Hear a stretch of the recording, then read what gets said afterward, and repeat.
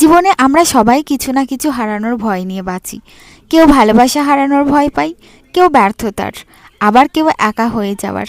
কিন্তু একটা ভয় আছে যেটা পৃথিবীর সব ভয়ের চেয়েও গভীর, আর সেটা হলো বাবা মাকে হারানোর ভয়। তুমি জানো, বাবা মা শুধু আমাদের জন্মদাতা না, ওরা আমাদের প্রথম বন্ধু, প্রথম শিক্ষক, আর প্রথম ভালোবাসা। তাদের ছাড়া ঘর মানে ঘর নয়। তুমি অসুস্থ হলে মায়ের মতো কেউ তোমার চোখের দিকে তাকিয়ে বুঝবে না যে তুমি ঠিক নেই, তাই না? আর বাবার মতো কেউ প্রতিদিন জিজ্ঞেস করবে না, মা তোর কি খেতে মন চাই, আর কিছু লাগবে না তো? তাদের সেই চিন্তা, সেই ভালোবাসা, এটা পৃথিবীর কোনো কিছুর সঙ্গে তুলনা করা যায় না। আমরা বড় হয়ে যাই, ব্যস্ত হয়ে যাই, ভাবি সময় আছে, পরে দেখা হবে, কথা হবে।